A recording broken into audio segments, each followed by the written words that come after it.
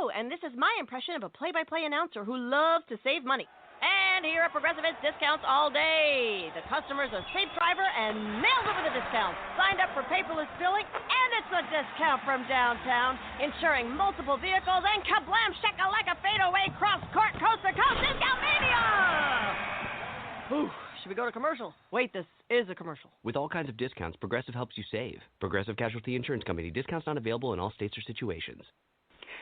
Welcome to Unlimited Realities. I'm your host, Lisa Zimmer, and today I'm so honored to bring you such a special guest for all the wisdom and all the truth that she's going to give us today. We are so honored to have the wonderful Jean Houston in our presence, in our audience today. She's going to be gifting us with her wisdom. Jean is a visionary, pioneer, and teacher who has worked with UNICEF, the United Nations, NASA, and many others, as well as written over 26 books. She has also written this wonderful, incredible book, The Wizard of Us, in which she has just received the Novelist Silver Award. And Jean, thank you so much for being our guest today. God bless you for being here. Welcome. Thank you. It's a great pleasure. Thank you so much, Lisa, for having me. Oh, it's wonderful to have you. I've been very much looking forward to this, and I absolutely loved your book. So without further ado, I'm going to just jump right in because there's so much that we could cover in this book. It's just a chock full of insight and power, and it really empowers the reader. So throughout the book, as we all know, the story of the Wizard of Oz, and this is the Wizard of Us, it's covered with a tremendous amount of instances where courage is used. And as we open up in the beginning of the book, we talk about Dorothy, who is devastated by a tornado, and it destroyed her home, and she got bumped on the head and fell into her bed. But before we travel down Dorothy's adventure, we look at Dorothy, and she has the wherewithal to scoop up her dog Toto and travel away from the tornado and the destructed house. Now, the courage that little girl had at that point was pretty phenomenal, but how would that look if she had a lack of courage or a lack of optimism in going forward in her path? She would have had a very dull life of living same old. She would have been an encapsulated bag of skin dragging around a dreary little ego, and there would be no book. And there'd be no wizard and no adventure and no Glinda and no Tin Man and none of the great disenfranchised parts of herself that then became abundant and real, like the Scarecrow and his extraordinary mind, and the Tin Man and the deep empathy, and, of course, the Lion with his immense courage. And there would be no journey. There would be no journey. And there would be no witch, and there would be no horror and no obstacles to overcome. But as she was traveling down her path, and she encountered Glinda, and Glinda actually came in as her Intellikey. Can we talk a little bit about what an Intellikey is and how Dorothy embodied that with Glinda? Well, Intellikey is an ancient Greek word used by Aristotle. And the way Aristotle described it is the Intellikey of an acorn to be an oak tree. So it's the deep, purposeful thing that is always engendered in us for our next becoming. It's the Intellikey of winter to turn into spring. It's the Intellikey of spring to find its fruiting in summer. It's the Intellikey of a baby to be a grown-up human being. It's the Intellikey of a popcorn kernel to be a fully popped entity. But it's the Intellikey of each one of us to be so much, much more than we ever thought we could be. But it took a certain kind of crisis, consciousness, a planetary civilization, which we are headed toward, and the enormous changes, the accelerated rate of change of our time, the tornadoes that we all live in constantly, it seems, to be able to bring about this risk, this willingness to leave the living in an outmoded situation and get on with it. I think I told you before we began, Lisa, that yesterday I was in Boston. Yes. And I wasn't, because I was just on the way from Cape Cod to where I was teaching to the airport, and I saw the smoke. and I heard the devastation. I mean, I wasn't there for it, but I saw it. It was, and there you saw such heroic actions. You saw people who just picked themselves up and ran over and put on tourniquets and helped people and never gave up. When they finally got home, they were shaking like mad, but while there, And interesting, the people who ran away tended to run into the smoke. That's one of the things that was reported on the news today. But it's amazing how we all have this great, what should we say it, this really great energy of courage and creativity when the going gets rough. We have within us levels and levels of skill, of courage, of heart, of mind. And the point of my little book there was to really show people how to develop these kinds of things, because the book itself is iconic. It really is the tale of both personal and social transformation. Right. And you also have such great analogies throughout it. And what I really, really appreciated was you didn't leave the reader hanging. You offered so many incredible tools to really move through and absorb and the awareness and to evolve through it. And the one piece that I really loved and I really appreciated was you included you included a chapter on sharpening our senses. And I loved that you included this because as simple as it is, it's so paramount to increasing our awareness. Can we talk a little bit about the ease of just simply sharpening our senses? Because that's something that, the audience could do as soon as we hang Surely, on. Yes. Sure. Well, why don't you and I do a little exercise on that back and forth? Okay. Okay? All right. Sure. Now, are you sitting in your home? Are you sitting? Can you look out the window sitting, and see things? I am. Mm-hmm. No, I am totally focused on you, and I am sitting upright in my chair in my room here. Okay, but you do have a window there. I do. And if you look out the window, what do you see? It is my backyard and my pool and green grass and beautiful oak trees and a creek. It's a canal, but it's a small canal. Sounds like Oz to me. It's gorgeous. I'm very blessed here.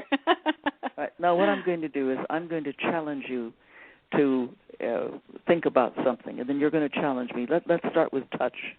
I want you to touch the long, bony nose of a horse, and when you feel that, then you give me a touch. You say, Gene, I want you to touch. Okay. So you say, Gene, I want you to touch. And Gene, I want you to touch the tail of a German Shepherd. Who's sitting right by me, by the way. I have one too.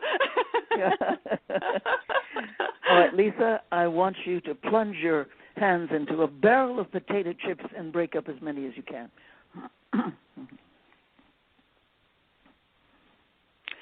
And Gene, I'd like you to touch a bowl of ice cubes. Okay. Now, you see, this is what we would do. We would go back and forth. Okay. And you would be developing the internal part of touch. Now, if we then move to, say, taste, I would say, Lisa, I want you to taste hot buttered corn. Mm. And you then would say, Gene, whatever.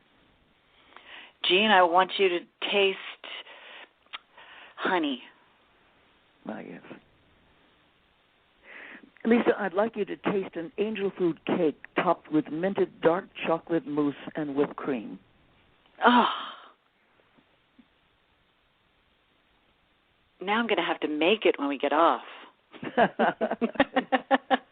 You see, this is what we do. We go back and forth, and that people can do this with their children or with their friends. You go back and forth maybe 5 or 6 times with each sense, and you challenge. And it's one of the best ways of developing inner sensory imagery. Now, if we kept at this, and I had you then look out, out of your window right now, has anything shifted in what you're seeing, the grass, the oak trees? Nothing has shifted physically, but I can feel more. You feel more. I feel more. I can feel the environment more. I can feel the warmth of the air. I can, before I was looking out, it was beautiful, and it was just visual. Now I'm more in tune with the feeling aspect.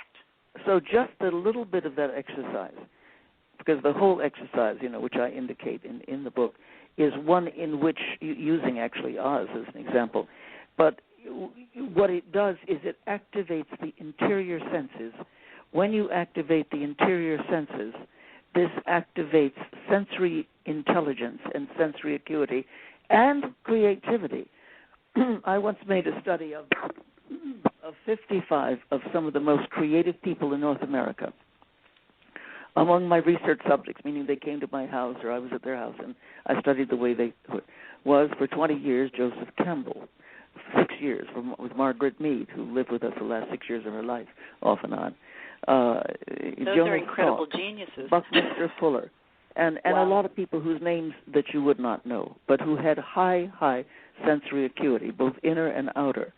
And it was because of this that they could drop an idea into their minds, and it would just constellate. It would grow. It was like a seed crystal in a supersaturated solution, and the creative ideas would then pour out, because creativity is right next to the internal imagery of the mind, you see. I have found in my studies of thousands of people that beneath the surface crust of consciousness, the creative ideal is going on all the time. So in the metaphor of going to Oz, and by the way, in the book written in 1900, Frank Baum had it was a real tornado that lifted up a real house. It wasn't a bonk on the head that they put in the 1939 movie. I mean, suggesting, these are in some sense real places within ourselves. All the parallel worlds within us, if you will, all the treasures of mystery and imagination that then well up when we pay attention to them to give us, the unexpected, unobstructed universe, give us access to our immense powers of creativity and solution and problem finding, as well as a different mood. I mean, one of the things that happens in that marvelous story is that everybody's mood lifts. Yes.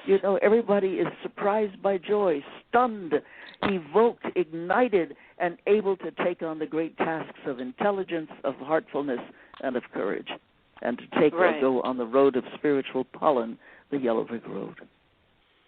And with that optimism that they do all seem to feed off of, because there's a group energy that they seem to build up to as they're gathering their group together. First it starts with Toto and Dorothy, and then she comes down the road and she meets the scarecrow who feels stuck in a failure because he can't scare the birds.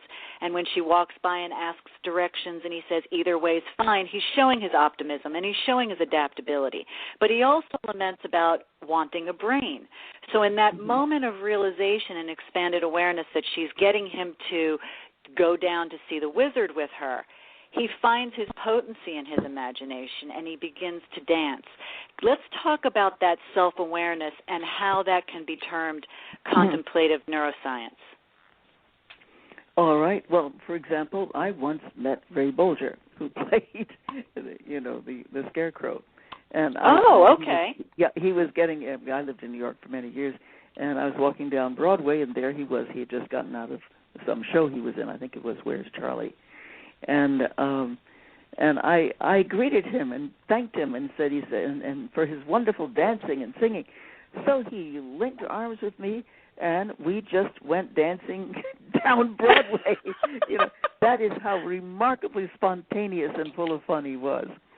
But so the point, I think, is that he was embodied grace and intelligence, the actor himself, and the same was true in another way of Bert Lahr, but the fact is, when we use our minds in different ways, when we think in images as well as in words, when we think with our whole bodies kinesthetically, when we think musically, when we really pay attention to the incredible richness that we contain, when we become archaeologists of our own mind and spelunkers in the caves of our own creativity, our intelligence grows, our brains are being reformed. this whole field, fairly recent, of neuroplasticity, meaning the way the brain can rearrange itself, can restructure itself, can